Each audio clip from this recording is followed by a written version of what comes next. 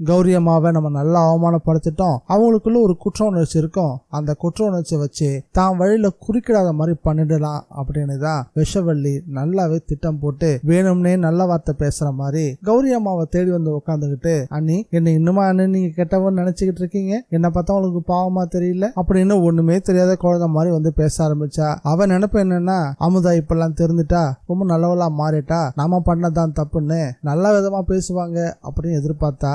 அவங்க கொஞ்சம் ரஃபா தான் பேசினாங்க. அந்த நேரத்துல தான் விஷவள்ளிக்கு ஒரு போன் வந்துச்சு. போன் பண்றது யாருன்னே தெரியல, யாரா இருக்கும் அப்படின்னு யோசிச்சுக்கிட்டே இருந்தவ சட்டுன்னு, அண்ணி ஒரு நிமிஷம் இருங்க வரேன் அப்படின்னு சொல்லி போனை எடுத்துட்டு வெளியே வந்தா. வெளியே வந்த பிறகுதான் தெரிஞ்சது அது மாயா அனுப்பி வச்ச ஆள் அப்படின்னு. ஏற்கனவே மாயா கிட்ட யாழினியோடைய கருவை அழிக்கிறதுக்கான உதவியை கேட்டிருந்தா. அதுக்கு நல்ல பக்காவான ஒரு மருந்து ரெடி பண்ணி அதுக்கு தேவையான காசையும் அவளே கொடுத்து ஆளை இப்ப அனுப்பி வச்சிருக்கா. இதை கேள்விப்பட்டதுமே விஷவள்ளிக்கு தலைகால் புரியல. அந்த மருந்தை உடனே வாங்கணும் அப்படின்னு அங்க இருந்து கிளம்ப ஆரம்பிச்சா. கிளம்புறதுக்கு முன்னாடி கௌரி அம்மா யாரு போனு, எங்க போற அப்படின்லாம் கேள்வி கேட்டாங்க. ஏதோ ஒரு வகையை அப்படி சமாளிச்சுட்டு அங்க இருந்து கிளம்புனா. ஆனா கௌரி அம்மாவுக்கு விஷவள்ளி மேல சந்தேகம் வந்துருச்சு. இவ சரியில்லையே, ஏதோ ஒரு விஷயத்த மறைக்கிறாளே அப்படின்னு அவங்களும் ஃபாலோ பண்ண ஆரம்பிச்சாங்க. கௌரி அம்மா தன்னை ஃபாலோ பண்றதை தெரிஞ்சுக்கிட்ட விஷவள்ளி வேணும்னே அவங்களை அழகழிக்கிற மாதிரியே நிறைய தெருவுகள்ல நுழைஞ்சு வெளியே வந்தா. ஒரு கட்டத்துக்கு மேல அவங்களால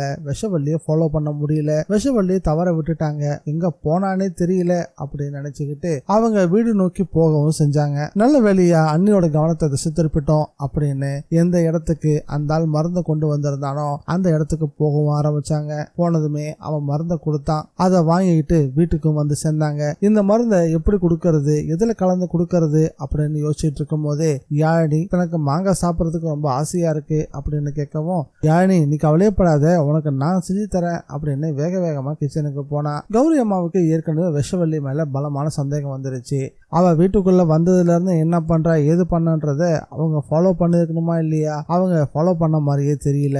விஷவள்ளி ரொம்ப சுலபமா கிச்சனுக்கு அந்த மருந்து எடுத்துட்டு போனா தான் செஞ்சு வச்சிருந்த அந்த மாங்காய் பச்சடியில அந்த மருந்தையும் கலந்து அதை சந்தோஷமா யாழினிக்கு கொடுக்கறதுக்காக கொண்டு வந்தா. இதுக்கிடையில நம்ம ஹீரோயின் இணையா அவங்க ஒரு பக்கம் மாங்காய் பச்சடி ரெடி பண்ணி யாழினிக்காக கொண்டு வந்த விஷயம் கிச்சன்ல இருந்த விஷவள்ளிக்கு தெரியல. அவங்க கொண்டு வந்த மாங்காய் பச்சடிய யாழினிக்கு கொடுத்து சாப்பிட வச்சுக்கிட்டு இருந்தாங்க. யாழினி வயிற்றுல வளர்ந்துட்டு இருக்க கருவை நம்ம அழிக்க போறோம், இன்னையோட அந்த பஞ்சாயத்து முடிஞ்சது அப்படின்னு சந்தோஷமா வெளியே வந்த விஷவள்ளி, யாழினி நீ கேட்ட மாங்காய் பச்சடி தயார் அப்படின்னு சொல்லிக்கிட்டே வரவும் அங்க இனியாவை பார்த்ததும் மூஞ்சி அப்படியே சுருங்க ஆரம்பிச்சிருச்சு. நான் தான் உங்கள்கிட்ட ஏற்கனவே சொல்லியிருக்கேன்ல, யாழினி விஷயத்துல நீங்க எதுவுமே செய்யக்கூடாது, அவளுக்கு எதுவும் தயார் பண்ணி கொடுக்க கூடாது, நான் சொல்லியிருக்கேனா இல்லையா அப்படின்னு ஒரு பக்கம் விஷவள்ளியை திட்டினவங்க இன்னொரு பக்கம் யாழினி கிட்ட உனக்கு புத்தி இருக்கா இல்லையா, நான் தான் அவங்க கிட்ட எதுவும் கேட்க கூடாதுன்னு சொல்லியிருக்கேன்ல அப்படின்னு யாழினியையும் கடுமையா பேச ஆரம்பிச்சாங்க. ஏற்கனவே யாழினி இனியாவை பத்தி விஷவள்ளி கிட்ட குறை வர சொல்லி வச்சிருந்தாங்க. அது சட்டுன்னு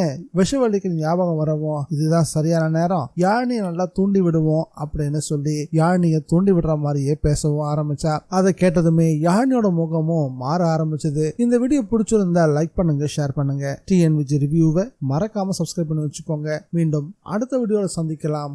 பை காய்ஸ்.